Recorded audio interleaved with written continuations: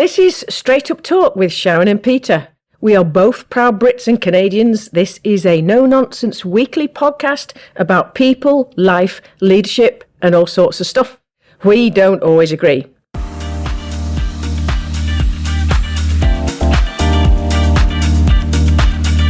Hello, this is Sharon and Pete. I'm Sharon. And I'm Pete Johnson.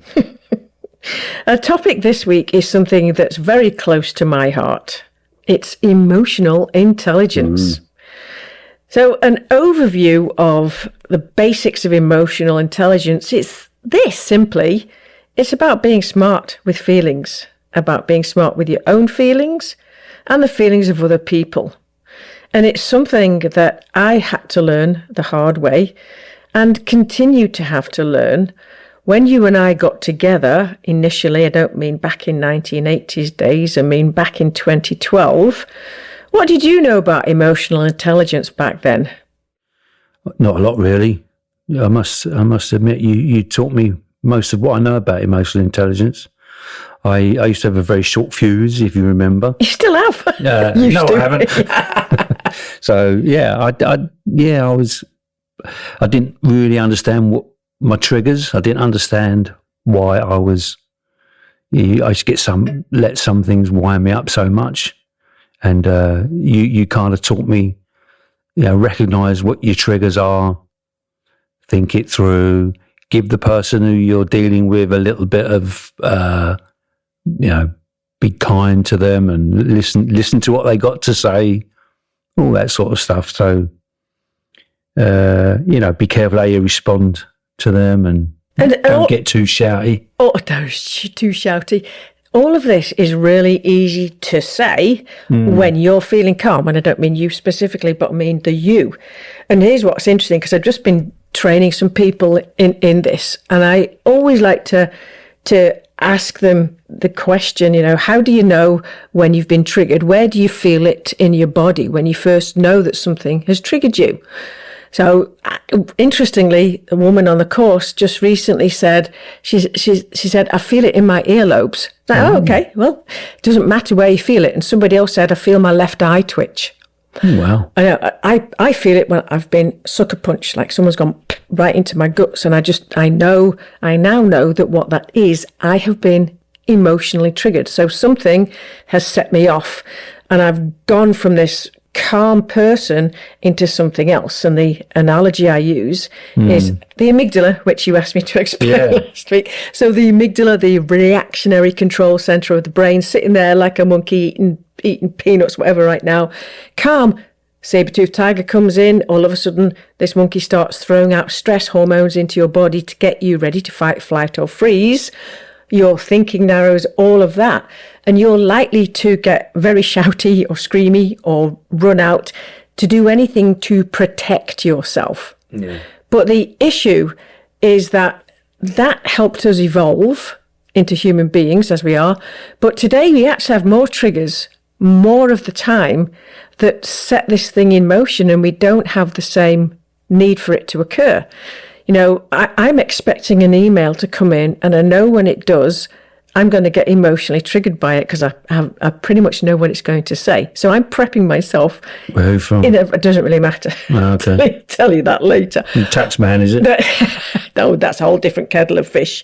But it's when I had to learn it, goes back many years, because when you and I did get together, I'd been training and I'd done topics like communicating with diplomacy, but I didn't really start to learn about my own emotional intelligence until I started at Thomas, and I got the assessment, the trait emotional intelligence questionnaire, and I looked at the results, and it made me laugh because I've got very low impulse control, very high emotion expression. I've also got extremely high assertiveness. So when something triggers me, I get very shouty very quickly.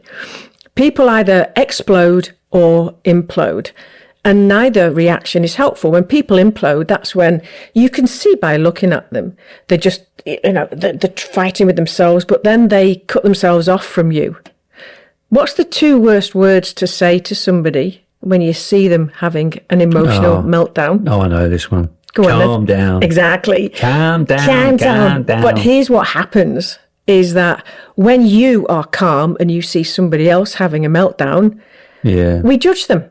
We're humans, we're judgmental. We have to accept that fact. So we say things like, oh, well, I wouldn't do that if I was them. And I don't know why they're getting so upset.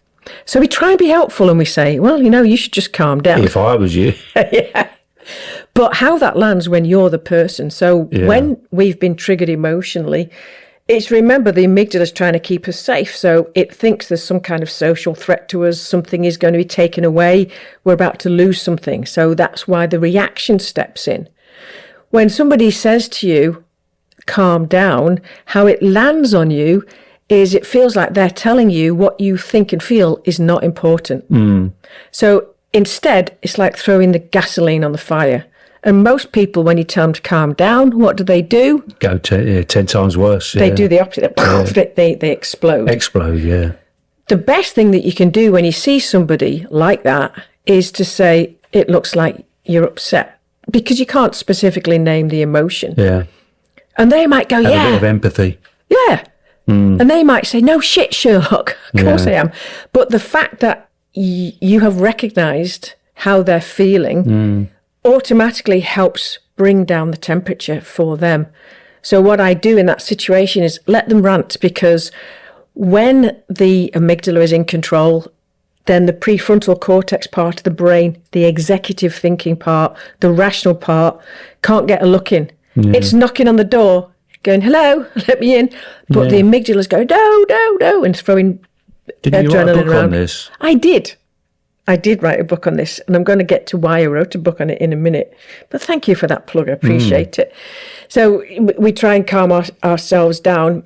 Another trick, actually, is to name the emotion that you are feeling. Never blame anybody else, because how you feel is always on you. Something happens, you react to it. It's never anybody else's fault. Yeah, you taught me that as well, yeah. Yeah, nobody makes you feel anything. Yeah. Because I used to say it was one of my favourite sayings. It was. You made me feel like, no, I didn't make you feel like anything. Exactly. You chose it. That's right, because thing happened, you reacted. Because if you get up in the morning, you're having a great day, something happens, you don't react. So you get up in the morning, spill the coffee, trip over the cat, something happens, you're already emotionally wound up.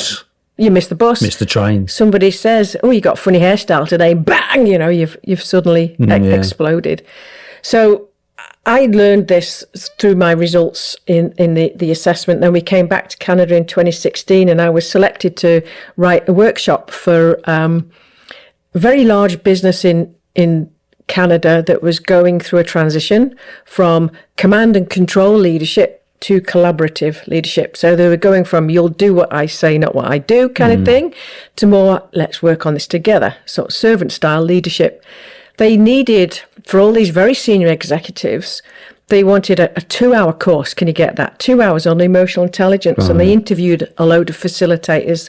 They liked me because they felt I was authentic. I'd got experience in the space. No degree though. No degree, didn't matter. No, it didn't matter, eh? So I put together this 2-hour workshop, and we ran it as a pilot, and it went really well. So I ran it several times in that business. I've run it ever since. I wrote the book called Tread Gently for the Emotionally Clumsy off the back of it. I launched it on Amazon in 2019. It went to become a bestseller, and I still use it now in my workshops because it's got the workshop process. But here's the funny thing. I don't think you'll be able to answer this question, but I'm going to ask it anyway. Since about 2016, I get groups to describe, and I'm going to ask you this. What does it look like behaviourally when somebody is demonstrating high levels of emotional intelligence? What does it look like? Well, first of all, we came back in 2015, not 16. I'm talking about, I've been teaching this workshop in Numpty since 2016. Okay. Answer the question. Right. So how do I know when somebody is... What does it look like? How do you know? By looking at them, what are they doing if somebody's demonstrating high levels of emotional intelligence? Engaged, they're empathetic, they're listening. Right. Yeah, they're calm. Yeah, they're calm. Right. Yeah. So I asked this of all the groups, and I've done this globally. People always know what it looks like. And then this next question, I don't know if you'll get the same answer, but I always ask, in North America, anyway, I've been asking this question since 2016. Who in the public eye demonstrates high levels of emotional intelligence? And one name still comes up today, and it came up actually this week already. You might not know the name of the person. In North America only. Yeah. Donald Trump. The antithesis of it. No, I'd probably say Obama. Yes. Really? It seriously is. Oh, wow. Comes up every single time because people remember. Now, forget his politics, but as a human being, if you were to meet him, he didn't play up to being the president of the United States. He made you feel like you mattered. He paid attention to you. He gave you space. He was authentic. He was open, communicative, all of the things that somebody in those positions should be. What we don't know is him and Michelle might go home and beat the you-know-what out of each other. I don't think they do. They might have been coached how to look. Yeah, I would imagine he went through a lot of coaching then. But you know what? There are some people in the world who are naturally, only a very few, handful of people who are naturally high in emotional intelligence. And I think him and Michelle are a good example of that. They're not in the public eye to the same extent, but the fact that they are 10 years later, that's the number one name that comes up. Other names come up like Oprah Winfrey, but there has been a lot of stuff in the press about what goes on behind the scenes with her.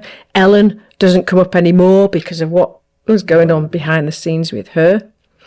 So when we talk about triggers, what are the things that trigger you into? I don't know. I mean, I used to, as you know, when I had the business, I used to get really annoyed with certain members of staff, as you do. Lateness, right? People that you'd arrange to meet them at 8 o'clock, and you still sat there at 8:30 waiting for them. Especially on moving day, it's a big problem. So would you get all shouty? Oh yeah, as soon as they turned out, they'd get like, why are you late? And so oftentimes you get all shouty before. There could be a legitimate reason. Probably had a great reason why they was late. I don't know, but I mean, that was probably the main thing. And untidiness was another big thing. Right. Keeping the trucks tidy, keeping the where we used to have a little warehouse, keeping everything, remembering to close the gate to the storage facility that we had, because you're storing people's stuff, and you someone leaves the gate open, all your security's gone. So something would happen then, things like that, and you'd get shouted. I used to get mad, not too bad, but you would, and I say this because I do too. You're quick to a negative response, as am I naturally. Yeah. So not so much these days, but yeah. But there's a thing that I try and help teach people. Between you and me, it's a little different because we understand each other. This is our safe bubble. We are able to just express ourselves because we've spent years developing that between us. Outside of that, if I'm triggered by something or somebody, I have to be very careful about not letting that show. So there's a great quote by a guy called Viktor Frankl who said, "In the space between stimulus and response lies the freedom to choose." That means being able to identify the trigger in the first place, so that punch, gut, etc., and buying yourself enough time before the reaction comes out. So I give away my secret. When I feel that punch in the stomach, this is what I say. "That's interesting. Tell me more." That stops me. I've heard you say that, yeah. You said that a few times to me. But that's why I'm stopping myself from instantly reacting, because I've been triggered. Buys myself some time and allows me to calm myself down if something that you have said or somebody else has said. I do something similar, actually. I take a big, deep breath before I offer up my response. Wait, not with me, you don't. No, not so much with you, but that's different. Okay, give yourself a few seconds to think about it. Yes, and I think that's it. So big takeaway of the week for emotional intelligence is it is absolutely something that is a big differentiator for us as people to learn how to get on better with each other, to manage ourselves and our emotions. It is worth investing your time in. And if anybody out there is going, you emotions, they're all icky, the rubber hits the road in terms of your pocket. Those leaders who can demonstrate actively that they have high levels of emotional intelligence earn on average at least 28,000 US more per year than their non-EI counterparts. That's interesting. Yeah. Wow. What's your brutally honest takeaway of the week? Again, keep it nice and simple. Take a big deep breath before you burst out there and say something you might regret. Yeah, that's a nice one. If most people could take that on board, the world might be a better place, but you never know. Yeah. Well, thank you very much, everyone, for listening. This episode has been thoughtfully produced by the Isle of Sound. If you want any more information or have an idea for a podcast, go to the website beabetteryou.ca/podcast and send us an email. It's good night from me. And it's good night for me. Good night. Good night.